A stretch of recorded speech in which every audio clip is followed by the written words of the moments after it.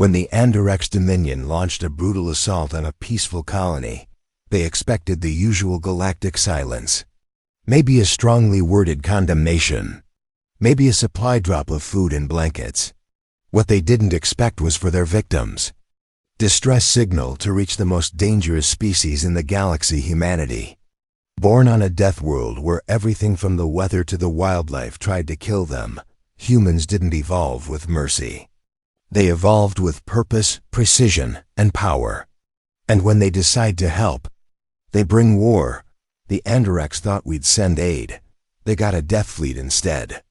Thousands of warships tore through space like thunder, carrying elite soldiers. Trained in the art of total domination, no negotiations. No warnings, just retribution, cold, calculated, and devastating. What started as a cry for help became a lesson for the entire galaxy. If you ask Earth for assistance, be very, very careful what kind of help you're hoping for. The Andorex Dominion was a proud empire, brutal, unchallenged, and feared across 3 spiral arms of the galaxy. Their fleets were unmatched in size, their soldiers indoctrinated from birth, and their diplomats rarely needed outside of threats. Conquest was their culture. The stars were theirs for the taking. So when they discovered Varelia, a peaceful, undeveloped world in the Auran Belt, the decision was made instantly. It was not a matter of negotiation, diplomacy, or alliance. The Varelians were technologically primitive, barely interstellar, and utterly defenseless. The Andorex invasion began with orbital strikes, decimating cities that had no shields, no weapons, and no warning. The Varelians had no military response. Their culture was built on peace, cooperation, and science. They had long ago renounced weapons of mass destruction, turning their focus instead toward ecological balance and philosophical growth. But they had one thing left, an ancient emergency system buried in their moon's core, a beacon predating their own history, a last-ditch call to the stars, originally designed not for war, but for survival. With no hope left, the Varelian Council activated it. The signal pulsed across the void, bouncing through dust clouds, slipping past solar radiation until it reached what some had labeled the least probable saviors in the galaxy, Earth. Humanity had entered the galactic stage late, but when they did, the galaxy noticed. The term Deathworlders wasn't a slur. It was a scientific classification. Earth was an anomaly. Aggressive weather, high gravity zones, predatory fauna, dangerous flora, and volatile tectonics. Any species born there had to be resilient beyond reason, and humanity was the proof. Where others relied on slow adaptation, humans relied on innovation. Where others feared death, humans mocked it. They had spread like wildfire after achieving FDL travel, and though many galactic nations watched them cautiously, no one dared provoke them outright. When the signal from Varelia reached the Sol system, Earth's response was not diplomatic. It was strategic. In the heart of Earth's Defense Council, the transmission played. To any listening civilizations. We are under siege. Non-combatant population. Under attack by hostile forces. Requesting humanitarian assistance, please. Help us. The room fell silent. General Mara Kestrel, a veteran of the Centauri raids and one of the highest-ranking commanders in the Earth Unified Fleet, stood slowly. Coordinates? She asked. Auran Belt, Varelia system, currently occupied by Andorex Dominion forces. The name sent ripples through the room. The Andorex had never directly attacked a human ally before. They had always steered clear of Terran space, knowing full well the price of misjudging humanity's tolerance. So they think we're going to send a few supply ships, Kestrel said quietly, eyes narrowing. Some aid workers. A couple of medics. She turned to her staff. Prep Omega protocol. They asked for help. They're going to get it. The mobilization was swift. Earth's armada was not the largest in numbers, but it was unmatched in tactical design. The Death Fleet, a last resort arm of Earth's military doctrine, consisted of 3 core groups.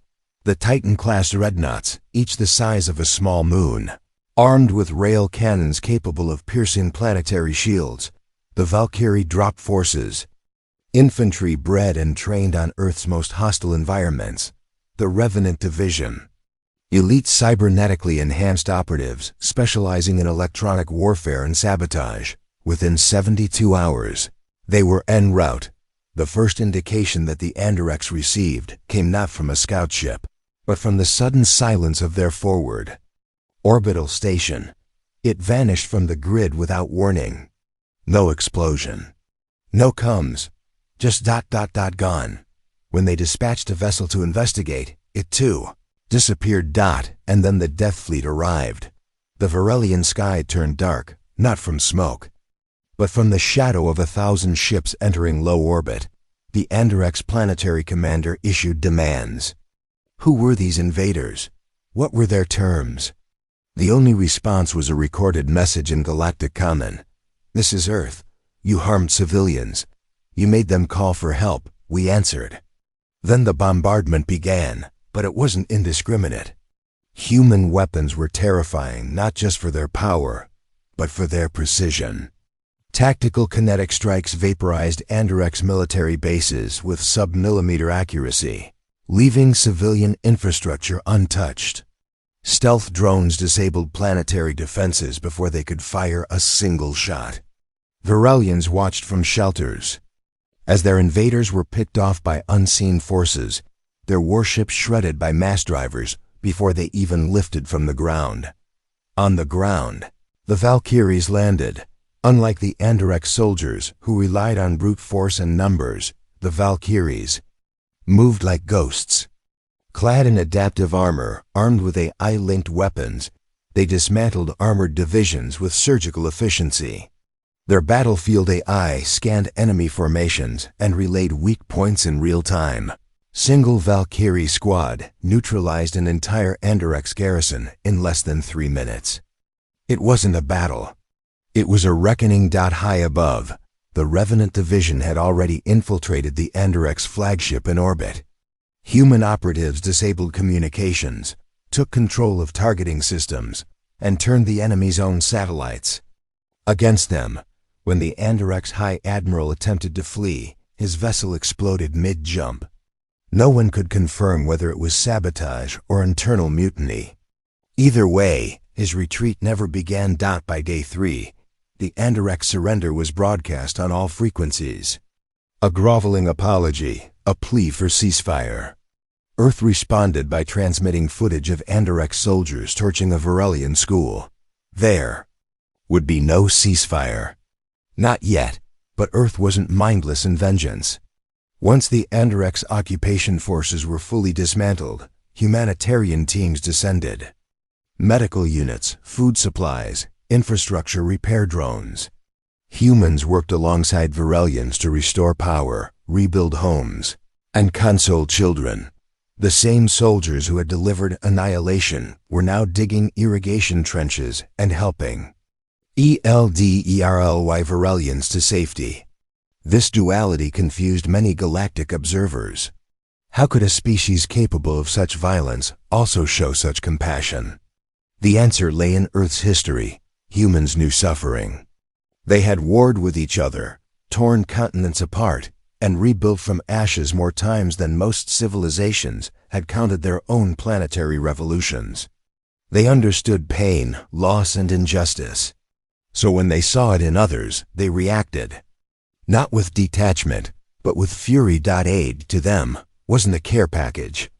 It was justice in action. Galactic councils demanded explanations. Wasn't this an overreaction, they asked? Wasn't this excessive?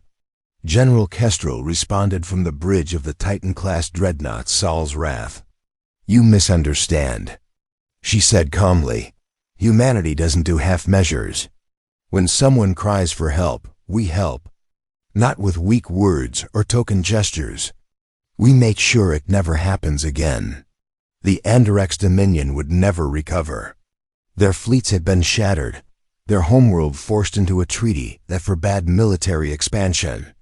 But Earth didn't annex territory. They didn't colonize Virelia or take its resources. They just left a message. Next time, don't hurt the innocent, or we'll come back. For the rest of the galaxy, the story became legend. Don't provoke the Death Worlders. Because when you ask Earth for help, they answer, but you might not survive the way they do it. The shockwave across the stars news of the Andorek's defeat spread like radiation through a neutron storm. Galnet, the interstellar communication web, was ablaze with reports, rumors, and raw footage, some broadcast live, others leaked by intelligence droids who'd survived the initial Earth assault. For many civilizations, it was their first real glimpse of humanity's military in action. And it terrified them. Not just the scale of destruction, but the intent. Most wars in the galaxy were ritualized, bound by codes of engagement, fought with the expectation of survival and diplomacy afterward. But Earth's Death Fleet hadn't played by those rules. They had written their own. This wasn't a war. It was a warning carved in fire and orbital debris. On Sorthian Prime, the governing technocracy called an emergency session. In the Thalari Republic, citizens rioted out of fear that their own government might provoke Earth someday. Even the mighty Tarvek dynasty, whose own warriors once raised a moon for insult quietly, rerouted their patrols to avoid Terran-aligned sectors. But not everyone was frightened. Some were curious. Deep within the nebula-cloaked Yixari conclave, scholars and strategists pored over every frame of Terran fleet movements. They noticed something others didn't: the precision of it all. Earth could have glassed the entire